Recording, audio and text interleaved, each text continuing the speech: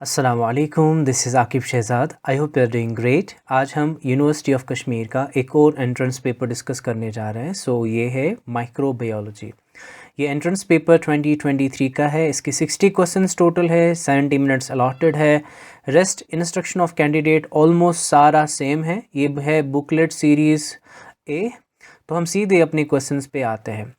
Instruction for candidates हमने clinical biochemistry के part 1 में ऑलरेडी डिस्कस किए हुए सारे। आप आराम से 2 मिनट लगेंगे, वहाँ पे आप देख सकते हैं। Let's start.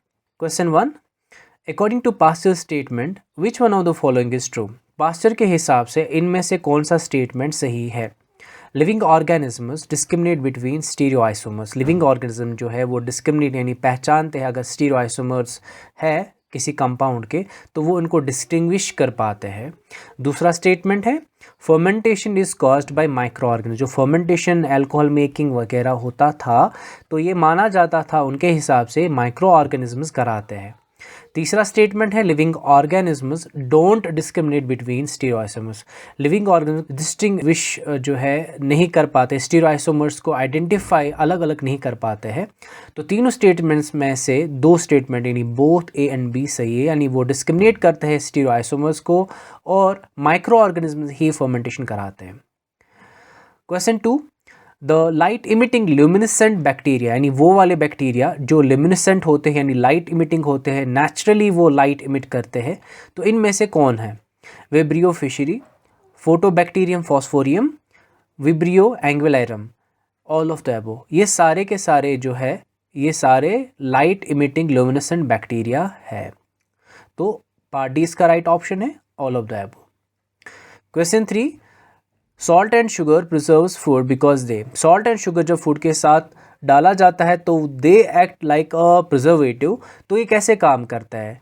It increases osmotic pressure, या ऑस्मोटिक प्रेशर बढ़ाता है। इट प्रोड्यूसेस हाइपरटोनिक एनवायरनमेंट, यानी हाइपरटोनिक यानी जिसमें सॉल्ट की कंसनट्रेशन सल्यूट की कंसनट्रेशन ज़्यादा हो उस एनवायरनमेंट को हम हाइपरटोनिक कहते हैं। वो ऐसा एनवायरनमेंट प्रोवाइड करते हैं जहाँ पे हाइपरटोनिसिटी होती है यानी टोनिसिटी बढ़ जाती है। क्या वो ऐसा करते हैं। या तीसरा स्टेटमेंट है डिप्लीट न्यूट्रिएंट, जो न्यूट्रिएंट है उनको डिप्लीट करते हैं, ख़त्म करते हैं। तो पार्ट ए और पार्ट बी जो है राइट ऑप्शन है। दैट मीन्स वो ऑस्मोटिक प्रेशर भी बढ़ाते हैं और हाइपरटोनिक एनवायरनमेंट बढ़ाते हैं। तो इसका पार्ट डी राइट ऑप्शन है। Question 4, father of microbiology. Microbiology का फादर कौन है। Louis Pasteur, Lister, Anton von Leeuwenhoek, Robert Koch. तो एंटोन वॉन लीवनहॉक जो है जिन्होंने फर्स्ट लिविंग सेल को जो है विजुलाइज किया था, पहली बार इन्होंने ही लिविंग सेल को देखा था, तो ये है father of microbiology. Question 5, compound microscope was discovered by. Compound microscope को किन्हे डिस्कवर किया था। Antonie von Leeuwenhoek, Louis Pasteur, Johnson and Hans, none of this. So Johnson and Hans ने ही, याद रखिए, कंपाउंड माइक्रोस्कोप को डिस्कवर किया था। Question 6, the main feature of prokaryotic organism. Prokaryon means the without nucleus. इनका न्यूक्लियस नहीं होता, दैट मीन्स इनका न्यूक्लियर एनवेलप नहीं होता, इनका जो जेनेटिक मटेरियल होता है वो ओपन होता है। सो इतना हमें याद रखना है। Now coming to the options. Absence of locomotion, इनका मेन फीचर क्या होता है प्रोकैरियोट्स का। तो एब्सेंस ऑफ लोकोमोशन नहीं, लोकोमोशन हो गया, मूवमेंट वो नहीं कर पाते हैं, बल्कि वो तो कर पाते हैं because of streaming, because of the cilia, because of the flagella, बहुत सारी चीज़ें होती हैं तो लोकोमोशन करते हैं। Absence of nuclear envelope, yes they don't have the nuclear envelope, this is the main feature of prokaryotic bacteria. So this is the right option. Part C है absence of nuclear material, नहीं, nuclear material इनके पास होता है, DNA होता है इनके पास। एब्सेंस ऑफ प्रोटीन सिंथेसिस, नहीं, वो प्रोटीन सिंथेसाइज भी करते हैं। तो part B is the right main feature of prokaryotic organisms. Question 7, mycoplasmas are bacterial cells. Mycoplasmas bacterial cell होते हैं, ये तो पता है। अब दैट अब उनके बारे में हमें बोलना है। राइट ऑप्शन कौन सा है। Fail to reproduce on artificial medium. जब हम उनको आर्टिफिशियल मीडियम पे डालते हैं वो रिप्रोडक्शन नहीं कर पाते, यानी अपनी तादाद जो है नहीं बढ़ाते हैं। क्या ये सही है। Have a rigid cell wall, इनका सेल वॉल जो है वो रिजिड होता है, हार्ड होता है। आर रेजिस्टेंट टू पेनिसिलिन, यानी वो रेजिस्टेंट होते हैं, पेनिसिलिन एक एंटीबायोटिक है तो उनको पेनिसिलिन से कुछ नहीं होता है, वो रेजिस्टेंट होते हैं।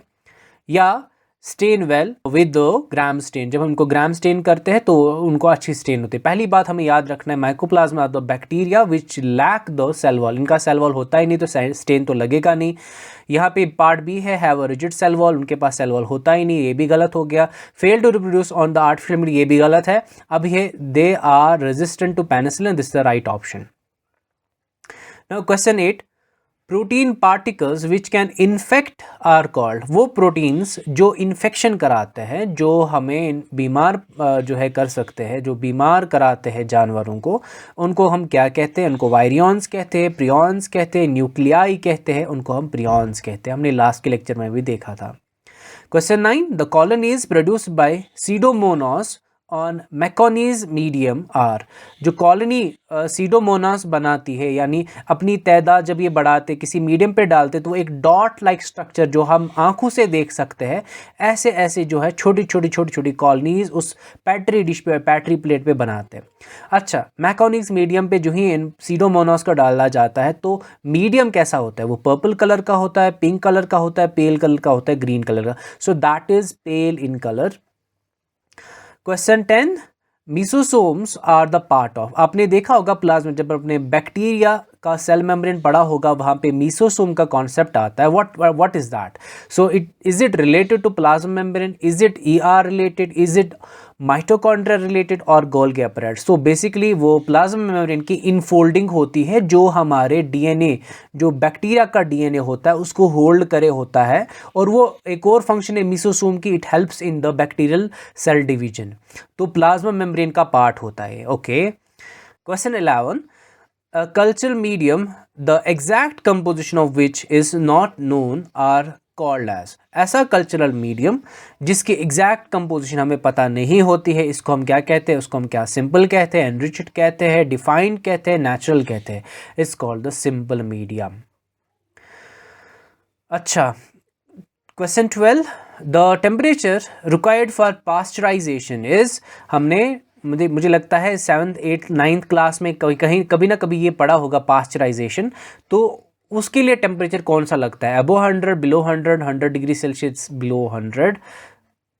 Question 13, best method for getting pure culture. Best method कौन सा है? स्ट्रिक प्लेट करते हैं हम, यानी वो एक छोटा सा कोई सा भी पार्टिकल होगा जो स्टरलाइज्ड होगा, उससे स्ट्रीकिंग करते हैं। ऐसे कॉलोनी को पकड़ा और टच किया और उसको ड्रैग किया, फिर ऐसे W या ऐसे करते जाते हैं अपनी पेट्री डिश पे, तो कॉलोनी जो है फैल जाती है और लास्ट में हमारा प्योर कल्चर आ जाता है। एक तो वो मेथड, सब कल्चर, एक कल्चर से थोड़ा ट्रांसफ़र किया दूसरे कल्चर में, फिर दूसरे मीडियम में, फिर तीसरे मीडियम में, तो इसे सब कल्चर कहते हैं। इससे भी प्योर कल्चर बन सकता है। सो दोनों पॉसिबिलिटीज़ है, so both A and B। Question 14, the major constituent is in agar is. तो मेजर कॉन्स्टिट्यूएंट अगार जो आपने बना होगा, अगर आपने मीडियम प्रिपरेशन की होगी तो अगार मेजर कॉन्स्टिट्यूएंट इसका क्या होता है? लिपिड्स होता है, अमीनो एसिड्स होते हैं, पॉलीसेकेराइड्स होते हैं, पॉलीपेप्टाइड्स होते हैं। तो हमें याद है कि वो पॉलीसेकेराइड्स होते हैं, यानी शुगर्स होते हैं। Question 15, in the synthesis of cell components the major element required is. जब सेल कंपोनेंट्स बनाए जाते हैं, प्रिपरेशन की जाती है, उनकी मेकिंग होती है, तो कौन सा एलिमेंट जो है मेजॉरिटी उसका हमें चाहिए होता है? Nitrogen, sulphur, carbon, oxygen. So we have to remember carbon is the basic thing. Question 16, in the sigmoid curve और growth curve of bacteria there are dash stages. जब हम ग्रोथ कर्व देखते हैं बैक्टीरिया को तो वहाँ पे हमें S शेप आता है, तो basically lag, log and stationary, फिर उसके बाद डिक्लाइन। तो 4 फेजेस होते हैं टोटल, तो B पार्ट इसका राइट ऑप्शन है। Question 17, the genetic material in influenza A virus is. Genetic material जो इन्फ्लुएंजा A वायरस का होता है, क्या वो डबल स्ट्रैंडेड DNA होता है, डबल स्ट्रैंडेड RNA होता है, सिंगल स्ट्रैंडेड RNA होता है? None of this, it's single stranded RNA। Question 18, we have which of the following is imperfect fungi. इनमें से कौन सा है imperfect fungi? Basidiomycetes, deuteromycetes, zygomycetes, ascomycete. Basically it is deuteromycetes. So deuteromycetes को क्यों कहा जाता है? Deuteromycetes are called imperfect fungi because only their vegetative and asexual phases are known. ठीक है, एसेक्सुअल फेजेस या वेजिटेटिव फेज ही हमें पता होती है, सेक्सुअल के बारे में जब ये जाता है तो हमें पता नहीं होता, या इनको एक और क्लास में डाला जाता है। Question 19 we have basic principle in industrial microbiology is suitable growth conditions, fermentation, providing aseptic conditions, all of these. It's basically the basic principle in industrial microbiology is fermentation. Question 20 submerged fermentations are. Submerged fermentation क्या होता है? Batch fermentation, continuous fermentation, दोनों batch भी होता है और continuous fermentation को हम सबमर्ज्ड फर्मेंटेशंस मानते हैं. Question 21 the organisms which can grow best in the presence of low concentration of oxygen, यानी एब्सेंस में नहीं, ऑक्सीजन के एब्सेंस में नहीं, ऑक्सीजन होना चाहिए बट बहुत कम. एक होता है एरोफिलिक, क्या इनको हम उन ऑर्गेनिजम्स को हम एरोफिलिक कहेंगे या इनको माइक्रो एरोफिलिक कहेंगे, इनको एरोबिक कहेंगे, एनारोबिक कहेंगे. क्या कहेंगे? एनारोबिक तो नहीं कहेंगे because it's absence of oxygen. Aerobic हो गया जब कंप्लीट प्रेजेंस ऑफ ऑक्सीजन होगी. माइक्रो एरोफिलिक हम कहेंगे क्योंकि हम थोड़ी सी ऑक्सीजन की सप्लाई इनको देते. तो part B is the right option. Question 22 we have plasmids are ideal vectors for gene cloning, यानी प्लाज्मिड जो होते हैं वो आइडियल वेक्टर होता है, यानी सबसे बेस्ट चीज़ होती है जीन क्लोनिंग के लिए, सबसे आसान सी चीज़ होती है जीन क्लोनिंग के लिए. वाई?